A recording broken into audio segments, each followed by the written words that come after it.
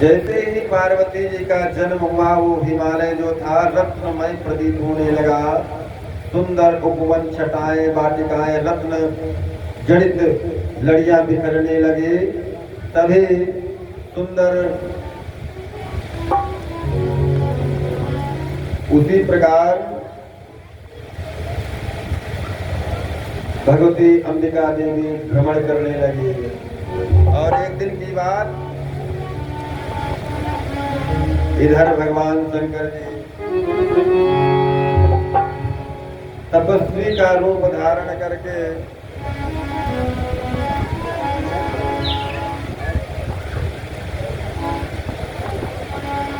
नारद समाचार सब पाए, कौतुक ही गिरगिह बिधाए।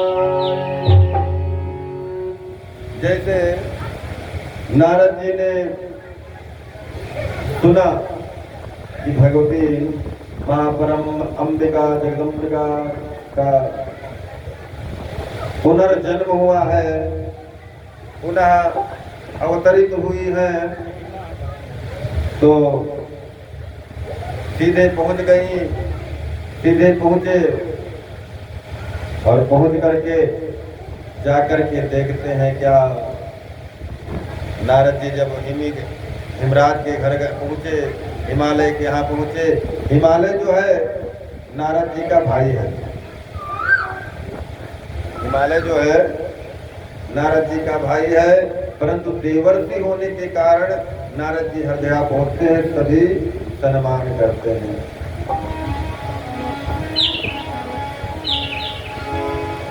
भगवान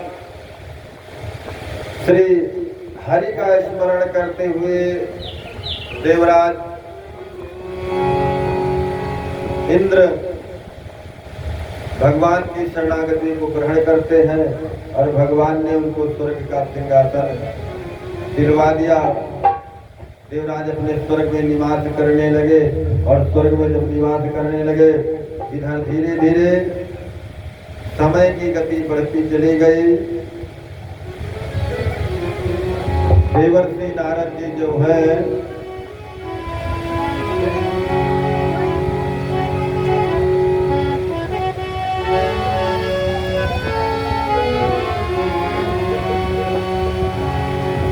देवर्षि नारद जो है भ्रमण करते हुए वीणा बजाते हरि गुणगान करते पहुंचते हैं देखने के लिए क्या कन्या कैसी है।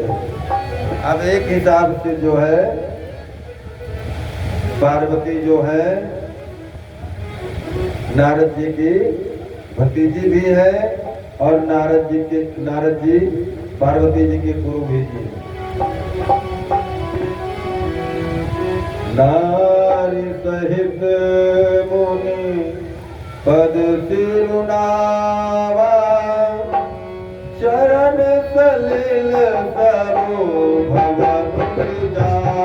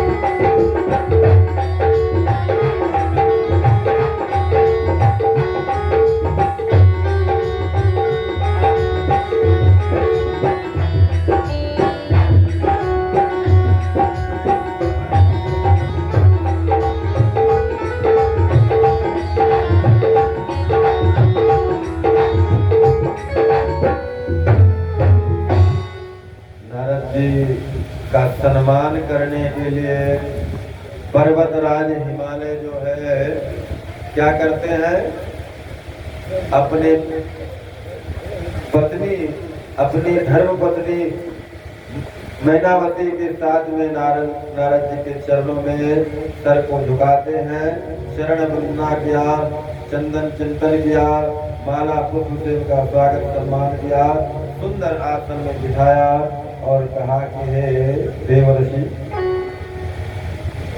आपको समस्त त्रैलोक्य में चलने फिरने वाले हो, आपको तो कुछ बचा नहीं है, आप हर जगह जाते फिरते हो। मैं चाहता हूँ मेरी कन्या के लिए कुछ अच्छा चीज बताओ, मेरी कन्या के कुछ भाग्य रेखा को देखो और भाग्य रेखा को देखकर इसके विषय में कुछ हमें बताओ। नारद जी को आज पर्वतराज हिमालय कहते हैं कि मैं चाहता हूँ मेरी कन्या के भाग्य के बारे में बताओ, उसका भाग्य कैसा है। और सभी माता पिता अपने पुत्र और पुत्री की भाग्य के बारे में ज्यादा जानने की इच्छा रखते हैं, उसका भविष्य जानना चाहते हैं कैसा होगा। आज नारद जी ने देखा, हस्त को देखा, पार्वती जी के हाथ को देखा और देखकर वो बड़े प्रसन्न हुए, मन में मुस्कुराने लगे।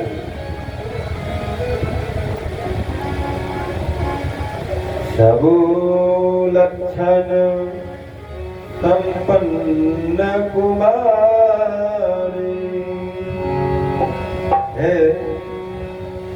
हे मैना, हे हिमालय, आपकी जो पुत्री है ये बहुत शुभ गुणों से युक्त है, सब सुंदर लक्षण है और इसके भाग्य में बहुत कुछ लिखा है।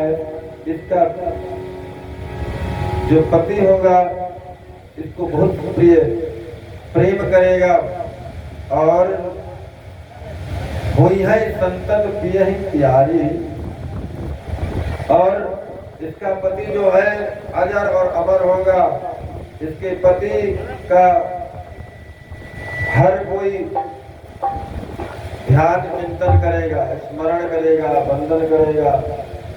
इसका पति जो है बहुत भोला होगा, बहुत दानवीर होगा, सबको दान करने वाला होगा।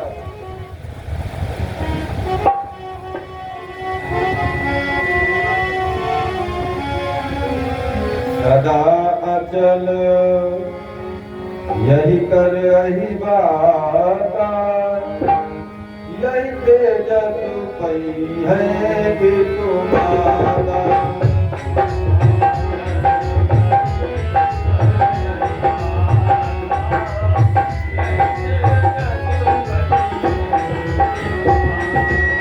सदा अचल यही कर यही बाता। बेस कम करो, लगाइबा ना करो बेस।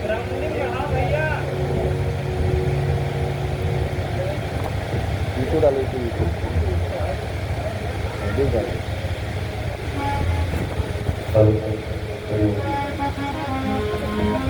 सदा अचल यही कर यही बाता, यही तेजसु पई है तुम्हारा। ये जो कन्या है, इस कन्या के नाम से इसके माता पिता की बड़ी प्रशंसा हो। संसार में कभी कभी होता है कोई पुत्र या पुत्री ऐसा उत्पन्न होता है जिसकी वजह से उसके माता पिता का जो सिर होता है बड़े भाव से फक्र से ऊंचा उठता है, लोग समाज में उससे उसकी पहचान बनती है।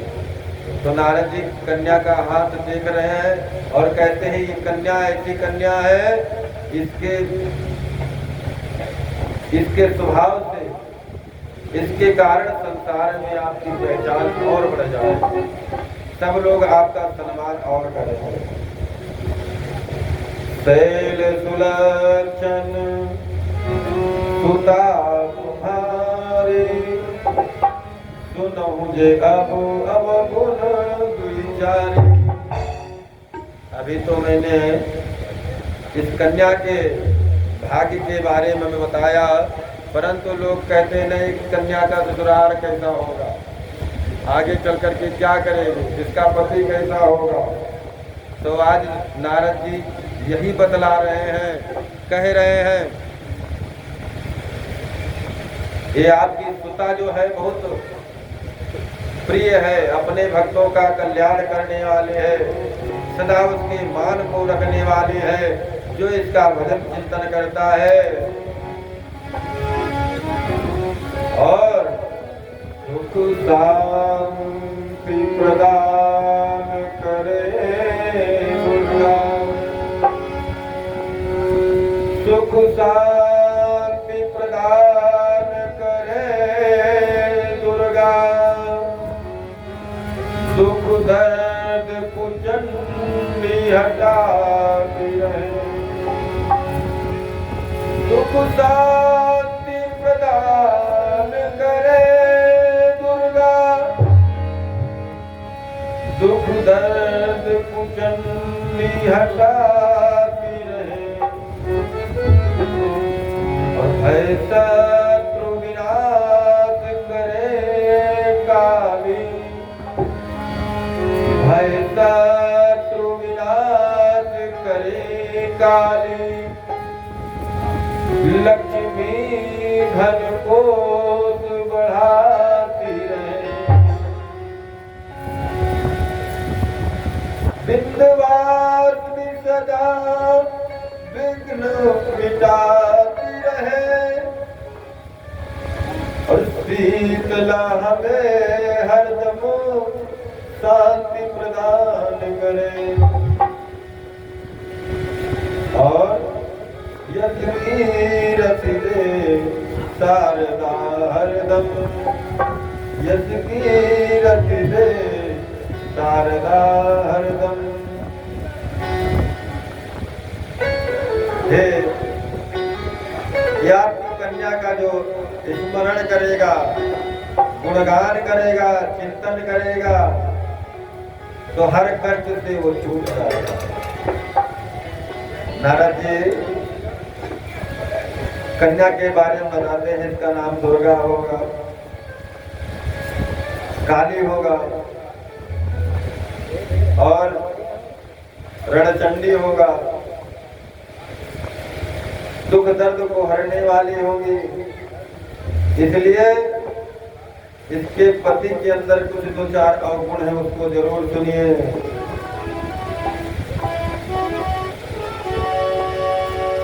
इसका जो पति होगा कैसा होगा? अगुण अमान मातु पित हीरा, उदासीन सबो संशय कीरा। इसका पति जो होगा उसके अंदर कोई गुण नहीं है, निर्गुण, निर्गुणयो नित्रो वेदा, निर्गुणी होगा और उदासीन होगा, ना काहू से दोस्ती, ना काहू से बैर, अपने राम में रमते रहेंगे और कहते हैं नग्न रहने वाला होगा, नगन अमंगल वे,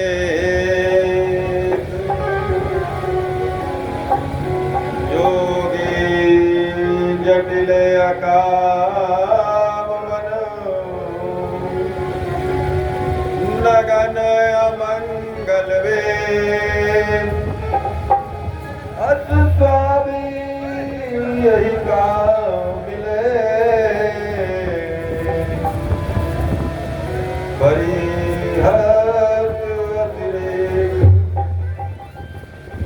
विवाह के बारे में ज्यादा परेशान रहते हैं माता पिता अपनी कन्या के।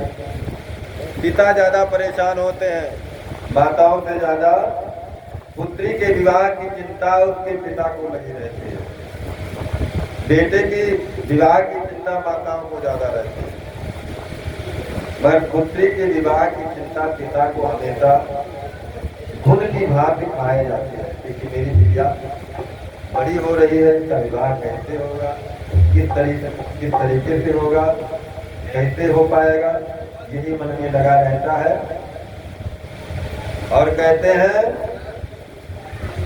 तो नारद जी ने कहा कि देखो बहुत परेशान न हो, हमने इसके भाग्य के बारे में सब बता दिया है। इसका पति जोगी होगा, जटिल होगा, अकाम होगा, कोई कामना नहीं होगा, कोई काम करने वाला नहीं होगा और नगन रहेगा, अमंगल वेश को धारण करने वाला होगा, ऐसा इसका स्वामी होगा। इसके हाथों की रेखा यही बतला रहे हैं। ऐसा नारद जी ने राजा हिमालय को बताया। हिमालय एक पुत्र है जिसका नाम है मैनाक। हिमालय का पुत्र है मैनाक, पार्वती जी से बड़ा है। पुत्र ने सुना,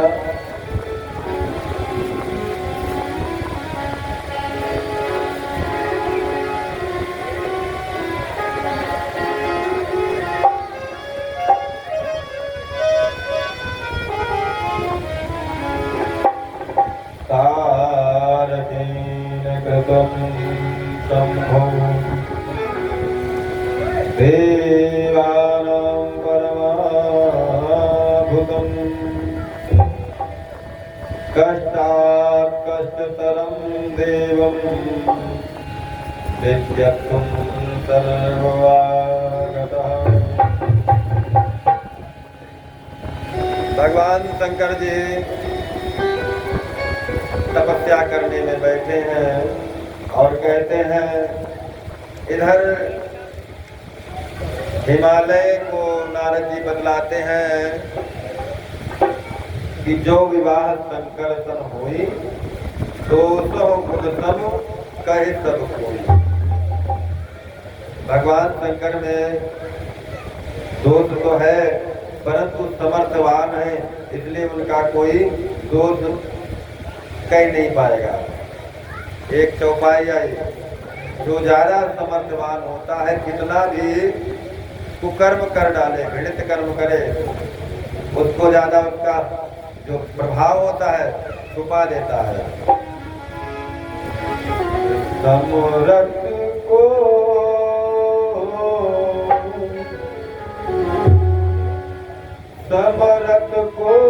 नहीं दोष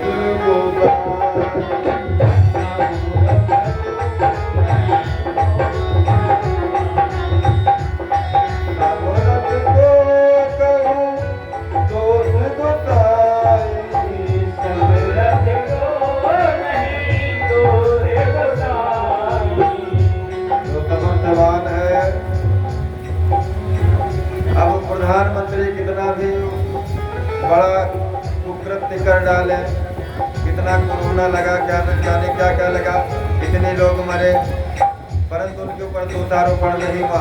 अब एक साधारण मामूली इंसान करता, उसके ऊपर कितना दोष लग जाता, जाने कितनी बार जेल गया होता। परंतु यहाँ पे उसका उद्देश्य नहीं कहता है, ये कहते हैं कि जो सामर्थ्यवान है, उदाहरण के रूप में दिया गया है जैसे कि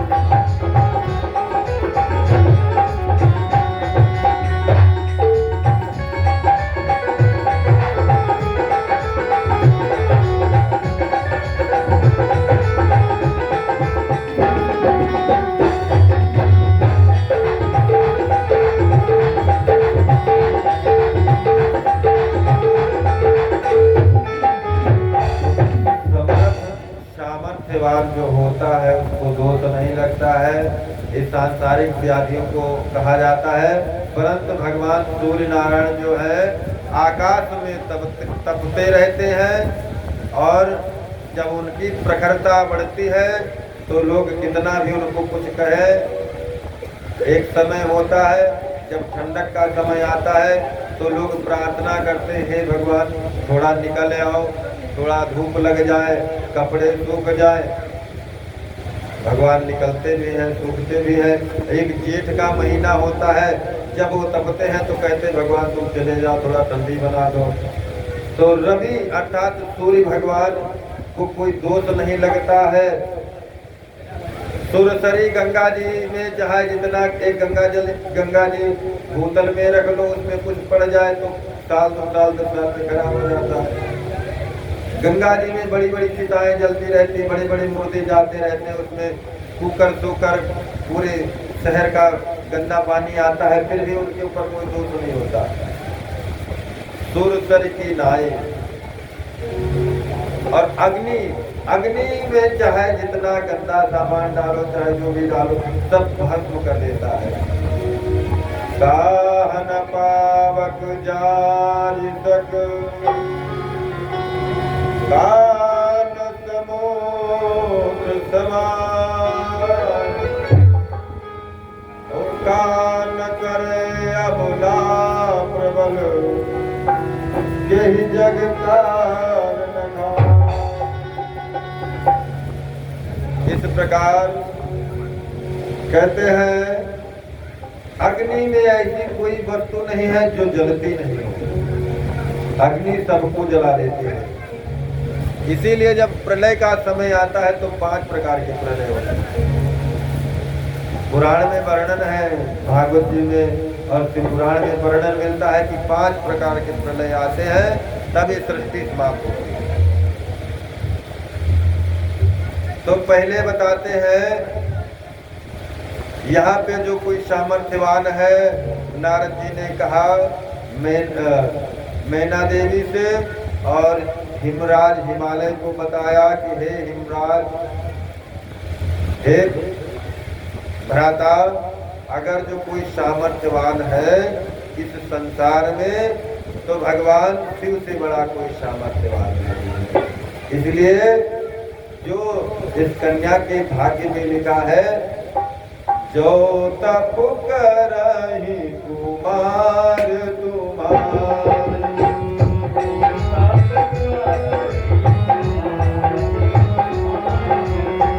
जो तप कराए कुमार तुम्हारे, जो तप कराए कुमार तुम्हारे,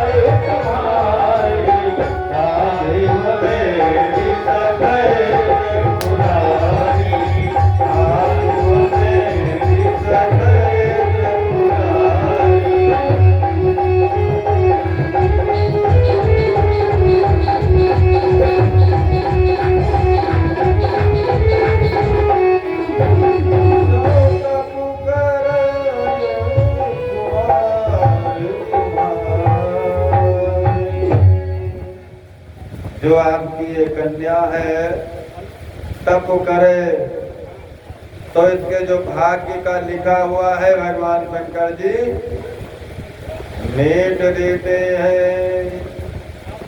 मेटत भाल कठिन कुंग भाल के। क्यों? क्योंकि भगवान शिव जी जो है मंत्र है। क्या है? मंत्र। और मंत्र कैसा होता है थोड़ा हम चर्चा करेंगे इस विषय पे। आगे प्रसंग है, आज शिव विवाह का प्रसंग है, सुंदर विवाह है, भगवान शिव जी का विवाह है। भगवान शिव सूक्ष्माति सूक्ष्म, लघु से लघु और विराट से विराट। लघु से लघु रूप अर्थात जो सबसे छोटा होता है सृष्टि के क्रम में, भगवान शिव जी उतने ही होते हैं। और जब विराट रूप में आते हैं, कितना सूक्ष्म हम कण बताएं, बाल के 10,000 भाग छोटे छोटे कर डालो।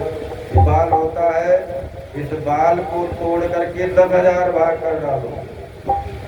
उससे भी छोटा जो अनुभाग होता है, वह भगवान शिव की जो शक्ति होती, जो स्वरूप होता है, सूक्ष्माति सूक्ष्म जो होता है, उतने भी सूक्ष्म होते हैं। और विराट की बात करें, ततो विराट जाए तो विराटो अधिभूर का वेद भगवान प्रार्थना करते हैं, हे प्रभु आप विराट हो। आपका जो पद कमल है, एक कमल में अतल वितल सुतल तलातल रसातल महातल पाताल 7 लोग आपके तरवे में निवास करते हैं। तरवे के अंदर इस तरवा जो होता है, तरवे के अंदर 7 लोग निवास करते हैं। और विराट की बात करें,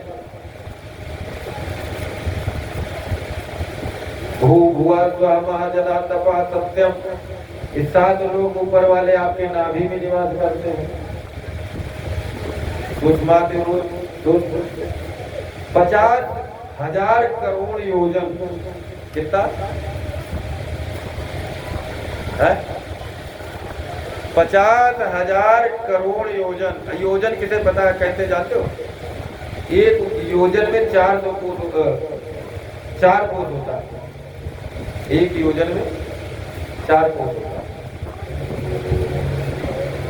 और 50,000 करोड़ योजन कितना होगा? उतने में तो उनका कुछ नहीं हो। इसीलिए कहते हैं एक नहीं अनेक ब्रह्मांड नायक है भगवान। तो इसलिए तुम्हारी कन्या तप करे, और तप काहे का करे? बोले मंत्र का। तो बोले मंत्र क्या है? बोले मंत्र शिव है। मंत्र क्या है? शिव।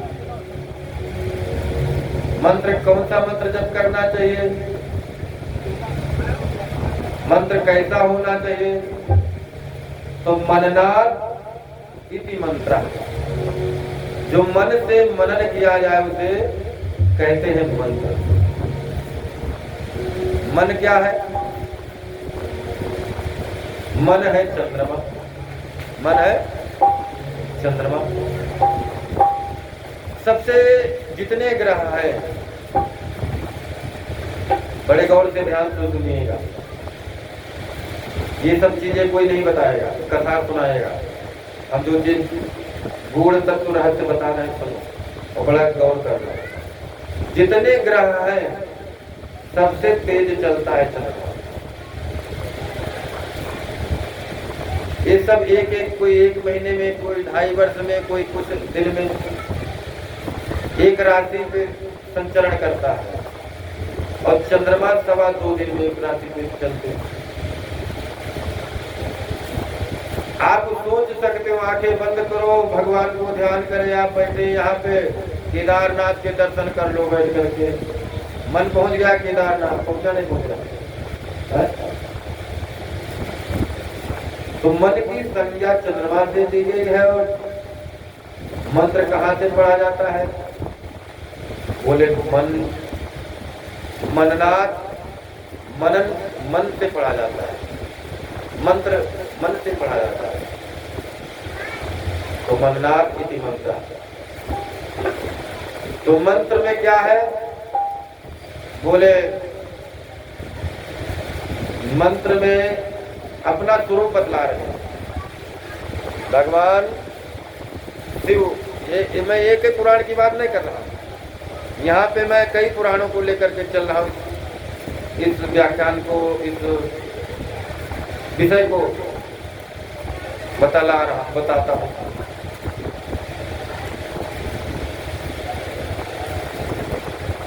एक मंत्र है जो सभी का राजा है, सभी मंत्रों का राजा है। जहां पे लगा दो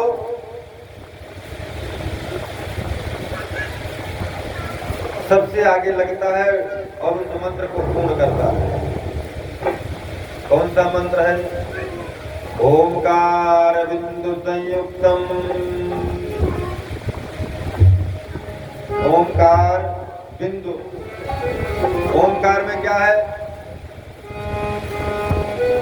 ओमकार में है अकार पंचनाद, मकार उकार, बिंदु और नाद। पंच प्रकृति है। प्रकृति कितने प्रकार की? पांच प्रकार की प्रकृति होती है। अभी आप लोगों ने एक ही प्रकृति का नाम स्मरण किया होगा, सुना होगा। तो पंच प्रकृति होती है। और प्रकृति तो जो ये पांच प्रकार है, इन सब का कैसी प्रकृति होती है?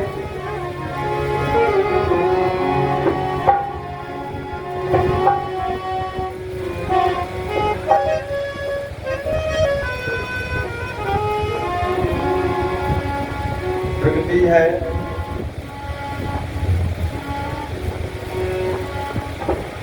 जो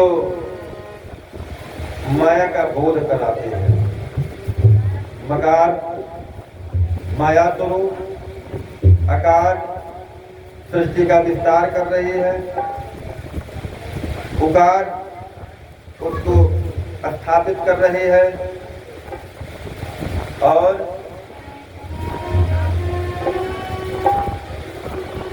सृष्टि को स्थापित करके उसका पालन पोषण सृजन करना।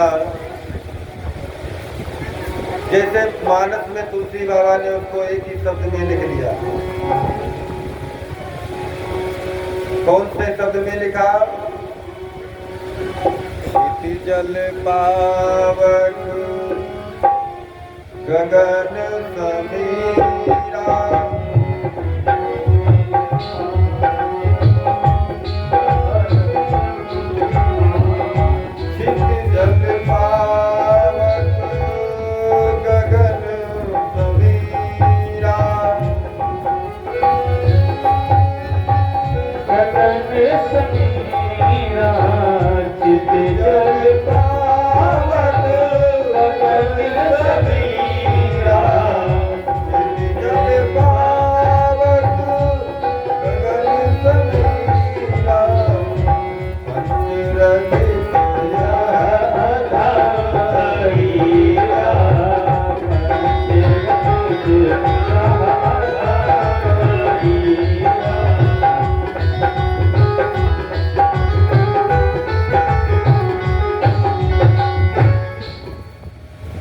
क्षिति अर्थात पृथ्वी, भूमि।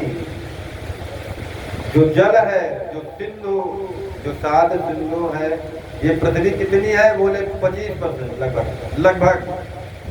ये भूभाग जितना दिख रहा है ये 25% है। सबसे ज्यादा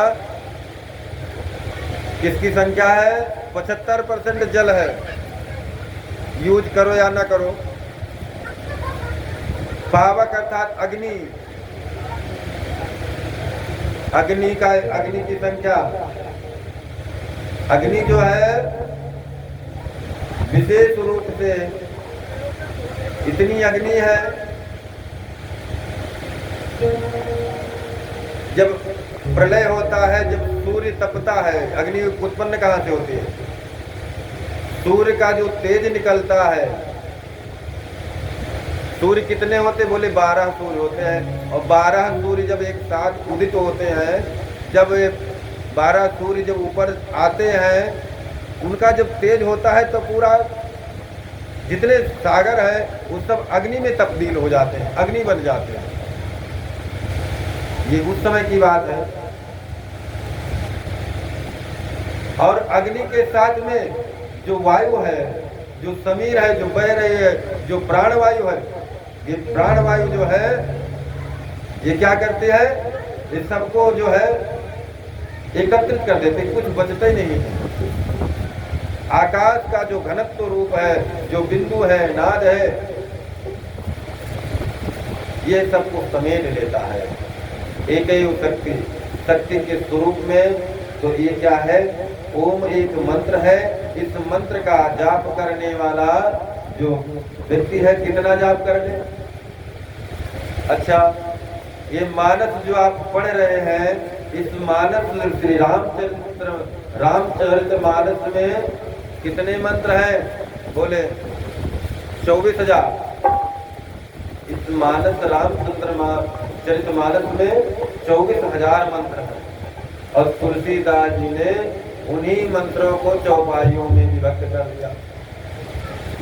क्या कर दिया? चौपाई में बना दिया, सरल कर दिया, सरलीकरण कर दिया। और हमारे एक मंत्र है,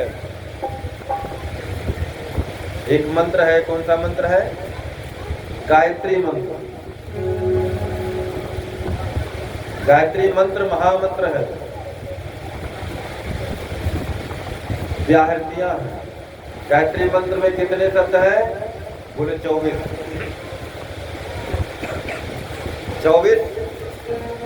अक्षरों वाला गायत्री मंत्र है। 1,000 मंत्र एक शब्द में। कितना? 1,000। तो जितना कहते हैं ये मंत्र राज है, बिंदुनाद कला के साथ में भगवान शिव जी जो है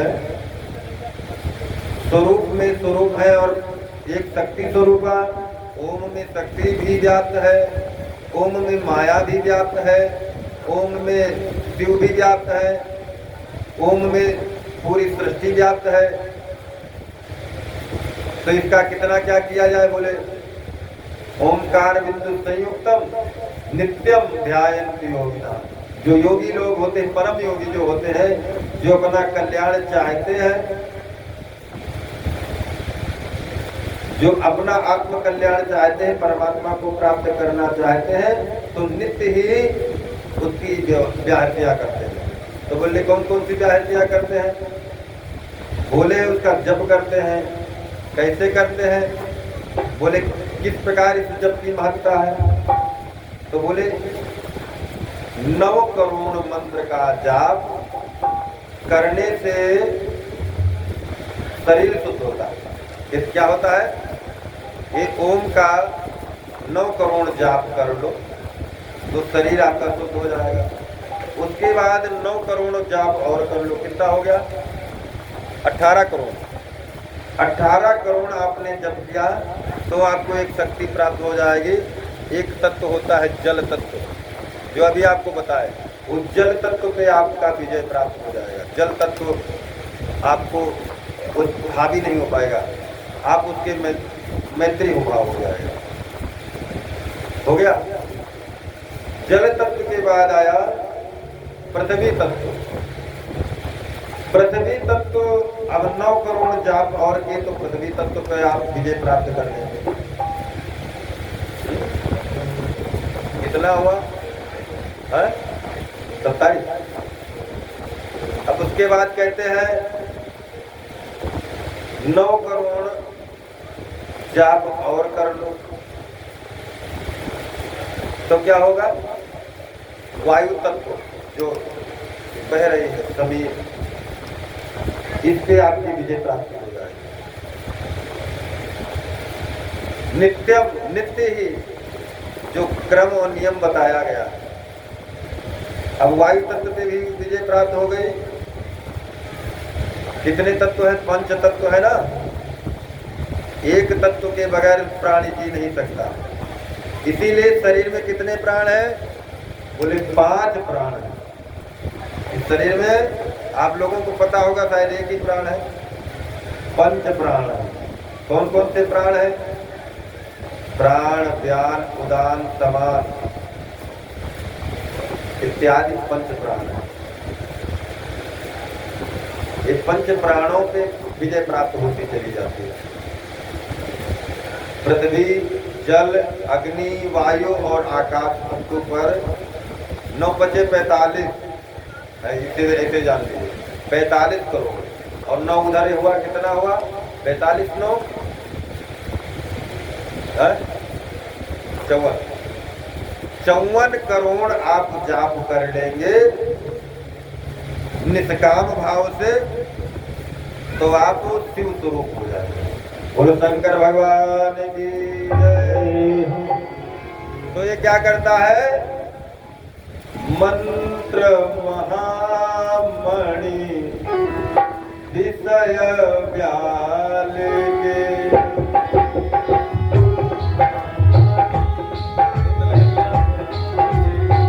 मंत्र महामणि विषय व्याल के, मंत्र महामणि विषय व्याल के, मेटन कठिन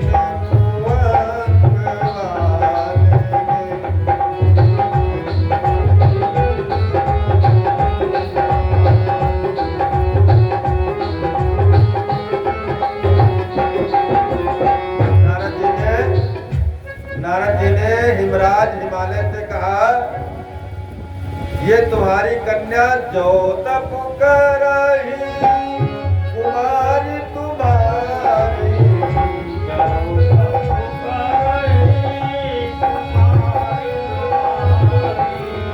जो तप करही कुमारी तुम्हारी, आदि वो बेटी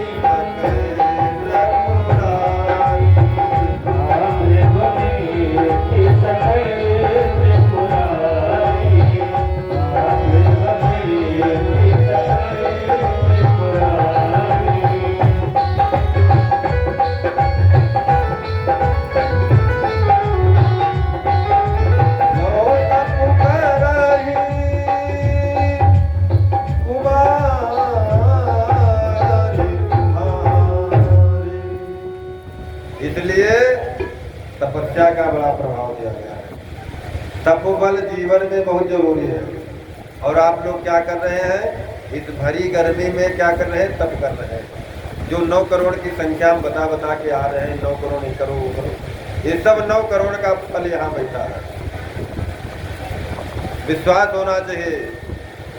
मंत्र जाप मम दृढ़ विश्वास,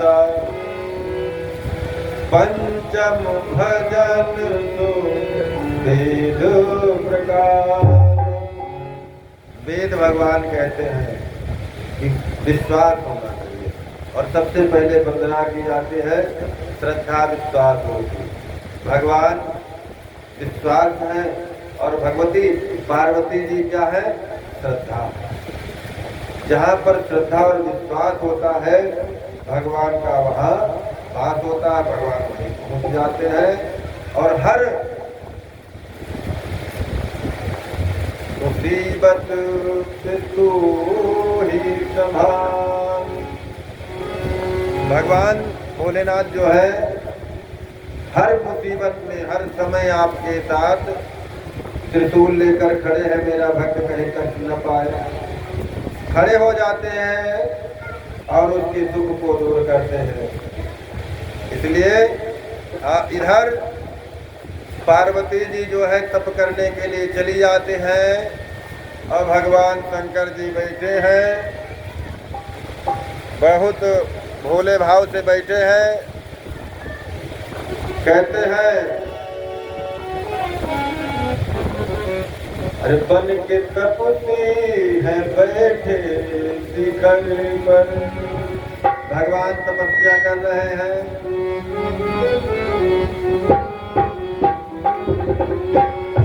बन के बैठे हैं तपस्वी शिखर पर, भस्म तन में रमाए हुए हैं।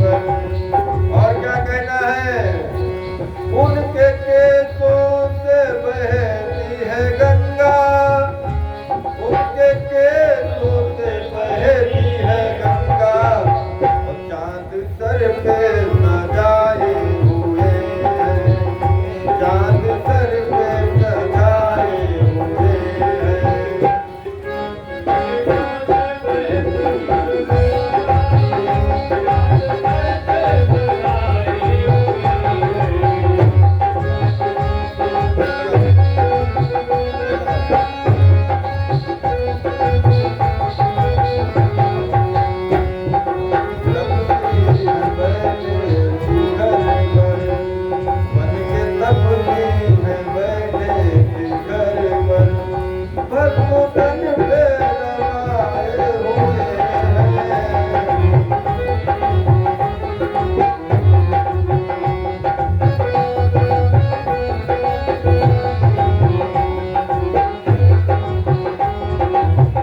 और क्या कहते हैं, जो भक्तगण है, जो देवता लोग कह रहे थे कि पार्वती जी अलग है सती जी हो गई, तो देखते क्या है, माता गौरी है बेटी बगल में,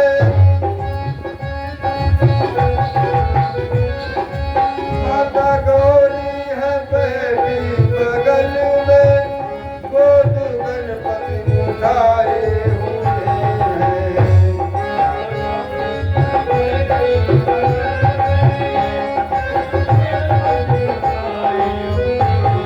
और नाग फुफकारते हैं गले में, नाग फुफकारते हैं गले में, भक्त कस के चढ़ाए हुए हैं।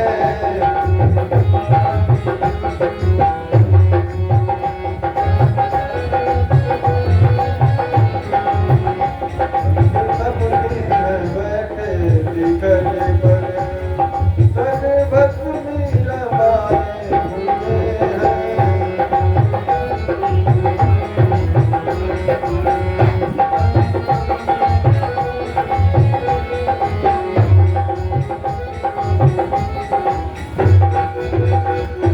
तो भगवान शंकर जी ने दिखाया कि मैं अलग नहीं हूँ।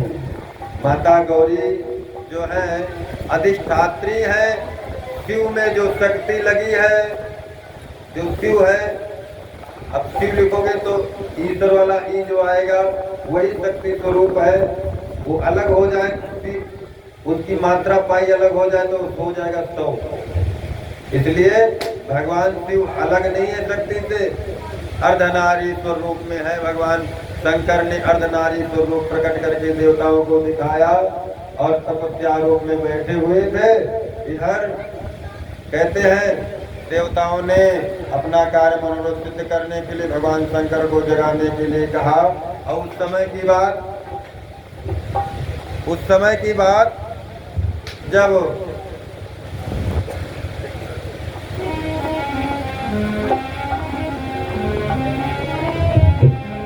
इधर किं गमिष्यति विप्रेन्द्र विश्वतो भवहितं वदः इति उक्ते जतया तत्र स्थितो वाच जगन्नधृक्। देवर्षि नारद ने जब बताया था इधर भगवान शंकर जी तपस्या कर रहे हैं और उसी क्षण उधर तारकासुर का बड़ा आतंक फैला हुआ है, सबको परेशान कर रखा है, सब देवता इधर उधर भटकते रहते हैं। इधर कहते हैं माता पार्वती जी ने भगवान को मन ही मन में प्रणाम किया और कहा, उर्धरि उमा प्राणपति चरणा।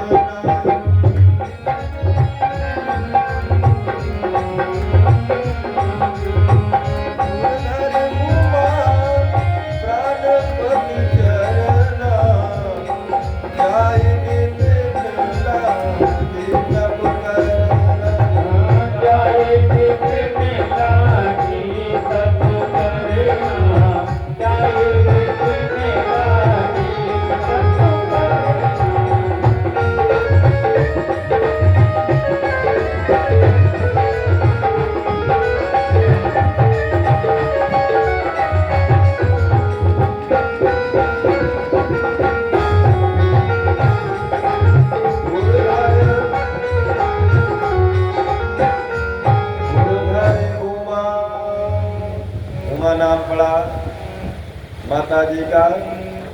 जाई विपिन लागी तब, विपिन अर्थात जंगल में गए। एक हिमालय की तलहटी है, इस तलहटी में बैठ करके तप करने के लिए गई। माता पार्वती जी के साथ में उनकी सखियां हैं दो। उनका नाम है जया और विजया। क्या नाम है? जया और विजया। दोनों सहेलियां हैं माता पार्वती जी की, और सहेलियां हैं दोनों जाकर के माता की रखवाली करती हैं। और पार्वती जी ने क्या किया? पार्थिव पूजन का विधान किया। पार्थिव पूजन करने के लिए मिट्टी लेके आती हैं और मिट्टी को ला करके उसको बनाती हैं, सुंदर शिवलिंग बनाती हैं। और एक बात और कहें, जिन कन्याओं का विवाह में देरी हो रही है, नहीं हो पा रहा हो, एक मास, मात्र एक मास श्रावण महीने में पार्थिव पूजन करें, पार्थिव बना करके मन से। और कैसी कामना होनी चाहिए? जैसे गोपियों की कामना हुआ करती थी। गोपियों की क्या कामना होती थी? है? नहीं पता। भागवत का प्रसंग है मगर हम जोड़ेंगे नहीं। तो गोपियों की मन की कामना होती थी, जानते हो क्या? कात्यायनी देवी की वंदना करती रहती थी, पूजा करती रहती थी। ठंडियों का समय होता था। कौन सा समय होता था? ठंडियों का। और प्रातः का, ठंडी में कौन? हेमंत प्रथमे मासे। हेमंत अर्थात कौन सा महीना? अगहन। अगहन का महीना हुआ करता था। और अगहन के महीने में क्या करती थी? अगहन के महीने में यमुना जी जाती थी जल नहाने के लिए, स्नान करने के लिए, जल लाने के लिए। पहले का समय हुआ करता था, लोग जो है जल नदियों से लाते थे। जो पहले का प्राचीन कुछ समय था ऐसा, घर में बम्बा नहीं लगे थे, पृथ्वी को गड्ढा मुक्त नहीं बनाते थे कि हर जगह खोदते रहते थे। ये धरा है, भूमि है, ये माता है। माता के हृदय पे इतने सुराग नहीं करते थे। करते थे? नहीं करते थे। तो वहाँ एक जलाशय अपने आप निर्मित होता था। तो गोपियाँ करती क्या थी? जाती थी यमुना जी और यमुना जी से जल लेकर के आती थी। और हेमंत का महीना आया तो गोपियाँ झुंड में चलती थी सखियों के साथ में। पहले का एक समय था, हमें थोड़ा थोड़ा याद है, लड़कियां कभी अकेले बाहर नहीं जाती थी, बच्चियां कभी अकेले नहीं जाती। जब कहीं जाती थी, स्कूल भी जाती थी, तो सखियों के साथ में जाती, अकेले नहीं जाती। और तो गोपियों का भी काम हुआ करता था। खैर प्रसंग है, ज्यादा लंबा हो जाएगा, इसलिए मैं बहुत उधर नहीं जाऊंगा।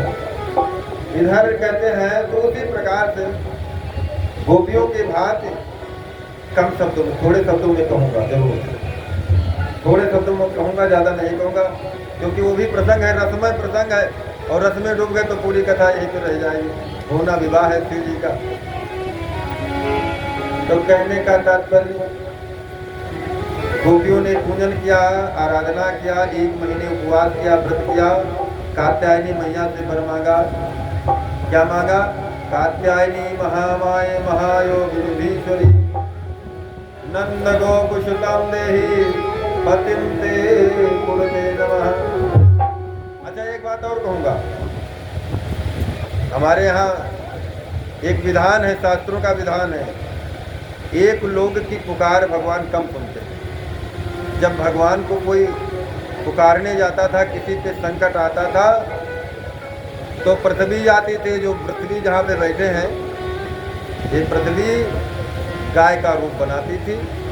ब्रह्मा जी जाते थे, देवता लोग जाते थे, ऋषि मुनि जाते थे, अगुआ जाते थे। भगवान के पास में जाकर के सब लोग एकत्र होकर के प्रार्थना करते थे। हमारे कहने का तात्पर्य कि समूह, सामूहिक शक्ति बहुत शक्ति होती है। सामूहिक कोई प्रार्थना किया जाए, समूह में सखियों के साथ में या भक्तों के साथ में कोई ध्यान किया जाए, कोई पूजा किया जाए, कोई कथा किया जाए, कोई अनुष्ठान किया जाए। इसीलिए हमारा शास्त्र सत्यनारायण कथा करो तो क्या होता है? कहते हैं कि सबसे पहले परिवार को बुलाना।